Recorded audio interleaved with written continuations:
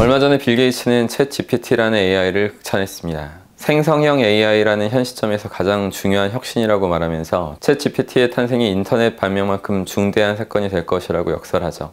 잠시 설명드리면 생성형 AI란 독창적인 콘텐츠와 이미지를 창조하는 AI를 말합니다. 빌 게이츠가 챗 GPT를 혁신이라고 표현한 건 단순히 읽고 쓰는 것만 가능했던 AI가 이제는 사람의 말을 깊게 이해하고 퀄리티 높은 글을 만들어주기 때문입니다. 챗 GPT는 오픈한 지 2달 만에 월 사용자 1억 명을 돌파했어요. 같은 수치에 도달하는데 인스타그램이 30개월 정도 걸린 걸 보면 정말 놀라운 성장세죠. 챗 GPT를 써보면 알겠지만 몇 가지 키워드를 입력하고 질문하면 AI가 상세한 답변을 제공합니다. 퀄리티도 예상 외로 높아요. 사람들은 AI의 발전을 경탄의 눈으로 바라보면서 동시에 우려도 나타내고 있습니다. 과연 지금 내가 하고 있는 직업은 안전한가? 이러한 걱정이 불쑥 튀어나오는 거죠. 첨단 기술이 이제 막 득세할 때는 고등 지식을 갖춘 인간을 뛰어넘지 못할 거라는 장밋빛 전망도 나옵니다. 알파고가 첫 선을 보일 때 이세돌 구단의 승리를 점치는 사람도 많았죠. 결과는 이세돌 구단이 단 한 판밖에 이기지 못했죠. 중국 바둑 1인자 커제는 더 향상된 알파고에게 완패를 당했습니다. 분해서 눈물까지 흘렸죠. 인공지능이 인간보다 바둑을 압도적으로 잘 두는 것이 기정사실입니다. 그러면 바둑 같은 게 무의미해졌을 것 같지만 바둑은 여전히 살아있습니다.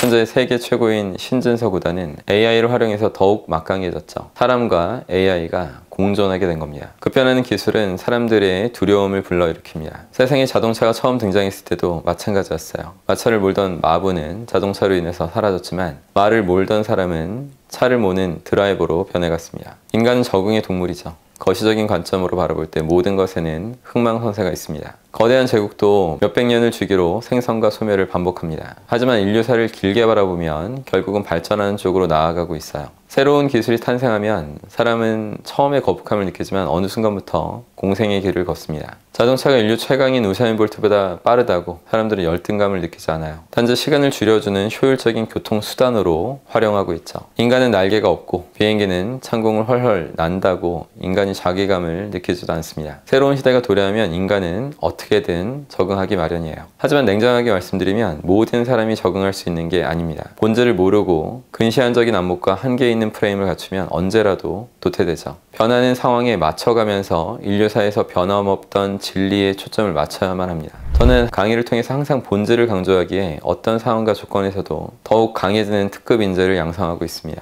제가 수만 번 강조해도 질리지 않은 본질이 있어요. 인간은 누구나 고도의 집중과 몰입 상태로 태어나서 고도의 집중과 몰입 상태를 원하고 고도의 집중과 몰입 상태가 반드시 된다. 이건 고도의 지능을 갖춘 모든 인간에게 있는 특성입니다. 저는 이 점을 깊게 이해했기 때문에 어떻게 하면 다른 사람을 고도의 집중과 몰입 상태로 만들 수 있는지만 고심해 왔어요. 그러면 어떻게 제가 시시각각 변하는 외부 환경에 적응했는지 알려드릴게요. 저는 28살 때부터 기숙학원에서 아주 열심히 교육을 했습니다. 잠도 거의 자지 않았고 바이크로 날아다니면서 열강을 했죠. 저는 미칠 듯한 노력과는 별개로 어느 시점부터 해를 거듭할수록 전체 기숙학원의 학생 숫자가 조금씩 줄어들었어요. 수많은 기숙학원에서 강의했기에 이런 현상을 피부로 느꼈죠. 돌이킬 수 없는 추세였습니다. 이때 제가 스스로를 기숙학원 선생님으로만 인식했다면 무너지는 타이타닉 호에서 같이 침몰했을 겁니다. 하지만 저는 본질을 이해하는 최면 전문가라는 더 포괄적인 자아상이 있어요. 기숙학원 원장님들이 거스를 수 없는 환경만 탓하면서 한숨 푹푹 쉴 때 저는 과감하게 변신했습니다. 분당의 센터를 대대적으로 오픈했고 성인 대상으로 수업을 시작했어요.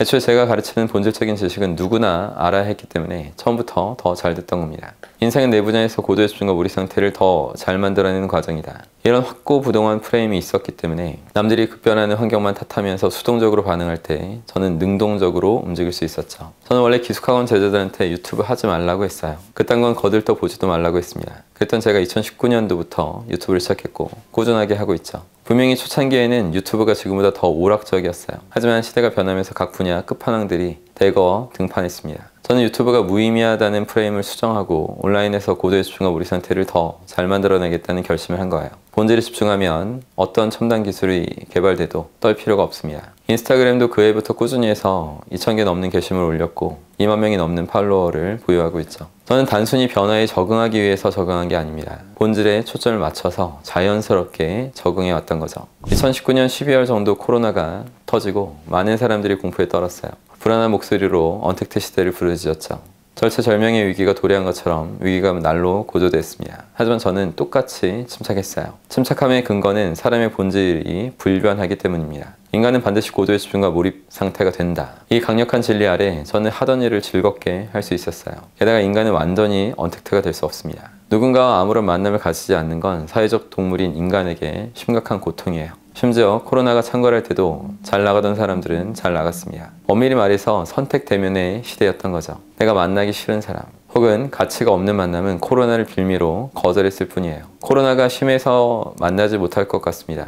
여러분도 이런 말을 한 번쯤 꺼내봤을 겁니다. 하지만 기필코 보고 싶은 사람이 있으면 마스크를 10겹 쓰더라도 만나러 갔을 거예요. 그저 누구를 만날지 깐깐하게 고른 거죠. 저는 코로나 시국에 방역을 꼼꼼히 잘했고 수많은 사람들이 센터로 계속 찾아주셨습니다. 그분들도 코로나를 조금 우려했을 수 있겠지만 수업의 가치가 코로나에 대한 두려움을 압도한 거죠. 본질에 집중하면 두려움 따위는 가볍게 사라집니다. 그리고 남들 언택트 시대라고 우왕좌왕할 때 저는 바로 새로운 시도를 했어요. 클래스 101, 클래스 U 같은 다양한 플랫폼에 영상을 오픈했습니다.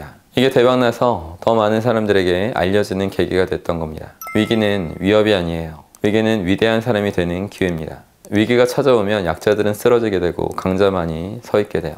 본질만 알면 누구나 강자로서 살아갈 수 있습니다. 챗 GPT를 필두로 한 AI 시대가 도래했습니다. 삶의 많은 부분이 바뀌겠죠. 과거에 있던 직업 중 일부는 사라지고 새로운 직업이 탄생할 겁니다. 그럼에도 불구하고 변하지 않는 건 인간은 고도의 집중과 몰입 상태를 원하고 반드시 된다는 진리예요. 이 진리에 굳건히 서 있으면 폭풍의 눈에 있는 것처럼 명경지수의 자세로 복잡해 보이는 세상을 꿰뚫어 볼 수 있습니다.